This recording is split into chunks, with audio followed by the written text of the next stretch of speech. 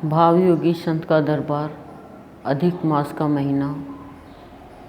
भाव योगी संत हमारे भगवान भाव दे रहे हैं,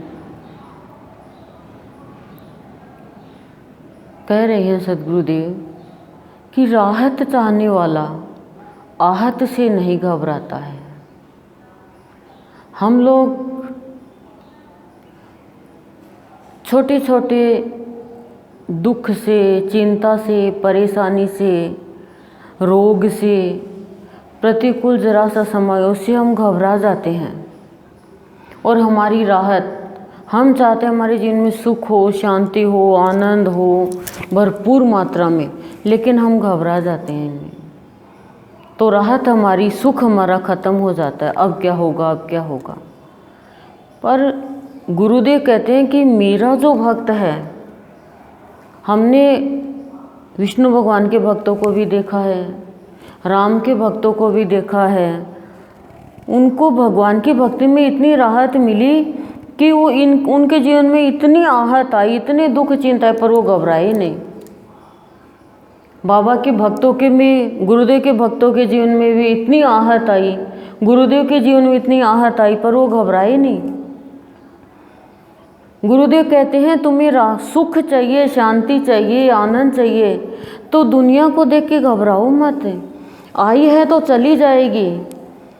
जो आहत से नहीं घबराता है, गुरुदेव कहते हैं कि वो मेरी आंखों का तारा बन जाता है, यानी मेरा प्यारा बन जाता है। और फिर गुरुदेव के शब्द याद आते हैं, क्या कि तू सत्य के मार्ग पे चलेगा तो लोग तुझे दुख देंगे, कलंक लगाएंगे, अपमानित करेंगे, गालियां देंगे, तुझे नीचे गिराएंगे, जो कमी तेरे अंदर नहीं वो कमी दिखाएंगे, तुझे न जाने क्या क्या कह करके और तेरा दिल दुखाने की कोशिश करेंगे। लेकिन मैं तुझे कहता हूँ कि ये कोई भी दुख, चिंता की आहत यानी चोट से तेरा बाल भी बांका होने नहीं दूंगा। मैं रक्षा करूंगा। मैंने प्रहलाद की रक्षा करी, मैंने ध्रुव की रक्षा करी, मैंने मीराबाई की रक्षा करी, मैंने नरसी की रक्षा करी, मैंने माता बनासा की रक्षा करी, मैंने सभी भक्तों की रक्षा करी। मैं रक्षा करूंगा। लेकिन जो घबराने वाले भक्त है वो भगवान की बातों पर विश्वास ही नहीं करते। गुरुदेव तो अभी भी रक्षा करते ही हैं। यदि हम घबरा जाएंगे, दुखी, चिंतित हो जाएंगे थोड़ी सी भी आहत से, दुनिया की वाणी की चोट से, व्यवहार से, तो हम क्या होंगे, हम नाराज़ हो जाते हैं, परेशान हो जाते हैं, अलग हो जाते हैं अच्छाई के रास्ते से। तो हम कैसे खुश रह पाएंगे, कैसे हमें राहत मिलेगी। दुनिया तो ऐसे ही कहती रहेगी। हमने वो कहावत तो सुनी है ना, हाथी के पीछे कुत्ते भौंकते रहते हैं। वो कहावत बचपन में भी सुनी थी और अब भक्ति में भी सुन रहे हैं, लेकिन फिर भी हम डर जाते हैं, बिखर जाते हैं, टूट जाते हैं। प्रहलाद का उदाहरण लो, छोटा सा बच्चा है लेकिन न टूटा न बिखरा। पाना है तो पाना है, पीना है तो पीना है, लेकिन रहना है तेरी याद में। पाना है तुझे, पीना है तेरा भाव, और रहना है तेरी याद में, तेरे चरणों में। कोई कुछ भी कहे, गुरु रक्षा करेगा, हर पल रक्षा करेगा उसकी। दुनिया बाल भी बांका नहीं कर सकती उसका, ये मान के चलो आप। पर हम विश्वास करते नहीं हैं गुरु का। गुरुदेव कहते हैं वही प्राणी, वही भक्त राहत का अधिकारी होगा। अधिकारी होगा राहत का, उसके जीवन से राहत यानी सुख, शांति, आनंद कभी भी खत्म नहीं होगी। हम कहते हैं ना, पिता की प्रॉपर्टी पे पुत्र का अधिकार होता है, लेकिन वो राहत का अधिकारी कब होगा, जब कष्ट परेशानी आने पर कहीं और नहीं भागेगा। हम तो भागते जाते हैं, कोई पंडितों को पूछता है, कोई ज्योतिषियों को पूछता है, कोई और मंदिरों की जात बोल देता है, कोई नारियल बांध देता है। वो कहता है मैंने तो चरणों से तेरे को, मेरे को बांध दिया, अब तू नारियल जान, कुछ भी जान, मैंने तो जीवन को बांध दिया। अब तू इस जीवन में दुख दे, सुख दे, शांति दे, चिंता दे, कुछ भी दे, लेकिन मुझे तो तू चाहिए, तेरा प्यार चाहिए, तेरा भाव चाहिए, तेरी भक्ति चाहिए। मुझे दुख चिंता की कोई चिंता ही नहीं है।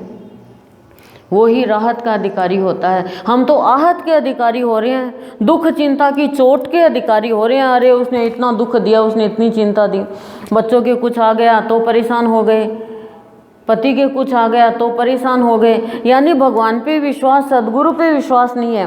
संत मणि गुरुदेव की कर रहे हैं, सत्संग गुरुदेव का कर रहे हैं, भाग रहे हैं दूसरे देवी देवताओं में कि वो ऐसा करेंगे, वो ऐसा करेंगे। एक बहन गुरुदेव की भक्ति कर रही थी तो कोई प्रॉब्लम आ गई।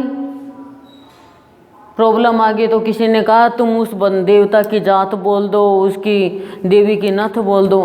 तुरंत झटका दिया अंदर से कि क्यों, मेरे ऊपर विश्वास नहीं है क्या? वापस मुड़ गई। तो वो ही राहत का अधिकारी होता है कि बिगड़ेगा तो मेरा क्या बिगड़ा, मैं कौन सी बाप के घर से बच्चा लाई थी, मैं कौन सा पति जन्म से साथ लाई थी, मैं कौन सा ये धन दौलत लेकर आई थी। गई इज्जत तो तेरी गई, रही तो तेरी रही, मेरा है क्या? मैं तो एक चलती फिरती कठपुतली हूँ, तो तू जिधर नचाएगा नाचूंगी, लेकिन दुनिया के इशारे पे नहीं नाचूंगी। दुनिया के इशारे पे नाचने वाला आहत में जाता है और प्रभु के इशारे पे नाचने वाला राहत का अधिकारी हो जाता है। फिर राहत उसके जीवन से कभी भी जाती नहीं है। इतनी बड़ी शक्ति गुरुदेव हमें देते हैं। गुरु की भक्ति तो बड़ी निराली है, जिंदगी बदल देती है। जैसे कली रात में फूल बन जाती है, लेकिन फूल कब बनता है? वो चारों तरफ कांटे रहते हैं, उसके चारों तरफ कांटे रहते हैं, तब वो फूल बनता है। तो भक्त के भी चारों तरफ अभाव वाले रहेंगे, उसमें वो फूल बन के खिल जाएगा। वो कौन सा फूल है? वो कोई गुलाब का फूल, वो कोई कमल का फूल नहीं है, वो तो है भाव का फूल, जो सबको सुगंध देता है। अब गुरुदेव कह रहे हैं कि तू राहत का अधिकारी है यदि आहत से घबराता नहीं है, मेरी आंखों का तारा है, लेकिन तुझे मेरे द्वारा, मेरे से जो भाव मिलता है, भाव का धन मिलता है, उसे तू बांटना पड़ेगा। और बांट कहाँ रहे हम? बांटने वालों को भी हम दुखी करते हैं, बांटने वालों को हम पाखंडी कहते हैं, लेकिन पाखंड है कहाँ? गुरुदेव कह रहे हैं पा लिया मेरा दरबार तो खंड खंड हो गया पाखंड। जिसने पाया नहीं है ना, वो पाखंड करता है, उसको दूसरा भी पाखंडी लगता है। पाखंड तो दूर हो जाता है। कह रहे हैं होश के उतना मेरा भाव बांट तू। जितना जितना भाव बांटेगी या बांटेंगे, उतना उतना गुरुदेव क्या करें हैं, मेरे द्वारा तेरे पास जो भी सत्संगी आएंगे वो तेरा साथ पाने के लिए आतुर रहेंगे, तेरा हाथ पकड़ने के लिए आतुर रहेंगे, तेरा दामन पकड़ने के लिए आतुर रहेंगे। क्यों? क्योंकि हर प्राणी चाहता है हमें शांति मिले। बुराई वाले का एक बार तो हाथ पकड़ लेंगे, लेकिन फिर सोचेंगे भगवान दलदल में फंस गई, इससे हाथ छुटा। बुराई वाले का, निंदा करने वाले का, लड़ाई करने वाले का, झगड़ा करने वाले का एक बार तो हम साथ ले लेंगे, दामन पकड़ लेंगे, लेकिन फिर हम कैसे भी भगवान से प्रार्थना करेंगे इससे पीछा छूट जाए, नहीं तो जिंदगी खराब हो जाएगी मेरी। मैंने बहुत लोगों को देखा है, बहुत लोगों को सत्संग में लगाया, लेकिन बुराई वाले का, हिंसक का हाथ पकड़ लिया, छूट गया हाथ। लगाम कह रहे हैं क्या, कुएं में गई वो, क्या बोलते, लगाम बोलते हैं क्या, छूट गई, गई तो गई वो रस्सी, गई सीधी बाल्टी कुएं के अंदर। पर गुरु तो तैरना सिखाते हैं। इसलिए गुरुदेव हमें समझाना चाहते हैं, कुछ पाना चाहते हो, मेरा भाव पीना चाहते हो, तो रहो सत्संगियों के साथ, जिसने सत्य का संग कर लिया है। उसका हाथ पकड़ने के लिए, उसका दामन पकड़ने के लिए, उसके साथ के लिए व्याकुल रहते हैं सब। उसका स्पर्श भी एक जरा सा मिल जाए ना तो रोमकूप खिल जाते हैं। जैसे आग का स्पर्श हुआ जल गए, बर्फ का स्पर्श हुआ ठंडा ठंडा हो गया, ऐसे ही जो गुरुदेव के भावों का वो वितरण कर रहा है, बांट रहा है। लोग तो कहते हैं कि सूरज को क्या दीप दिखाएंगे, ऐसे कहने वाले गुरुदेव के भाव को जान ही नहीं पाए। गुरुदेव के भाव को बांटेंगे तभी तो वो दीपक बनेंगे, तभी तो वो प्रकाश फैलाएंगे, दबा के रख दो फिर तो। गुरुदेव क्यों भाव निर्जनी लिख के गए, क्यों गुरुदेव ने संतमणि के प्रवचन किए? फिर गुरुदेव को करना ही नहीं चाहिए था प्रवचन, क्योंकि गुरुदेव भी क्या सूरज को दीप दिखाने वाली बात हो जाती। किसी को बताएंगे, अब कोई बीमार है उसको कहेंगे क्या दवाई देनी लग रही है इसको, ऐसे ठीक हो जाएगा, तो दवाई तो देनी पड़ेगी। तो गुरुदेव की बात किसी को बताएंगे, राहत मिलेगी, शांति मिलेगी, मार्ग मिलेगा, उसको अच्छा रास्ता मिलेगा, तो वो भी किसी को बताएगा, तो गुरु की शरण में आएंगे, जीवन सफल होगा। जीते जी हमें स्वर्गमय जीवन बना देते हैं हमारे गुरुदेव। स्वर्ग में जाने की जरूरत नहीं है, जीवन ही स्वर्ग बन जाएगा।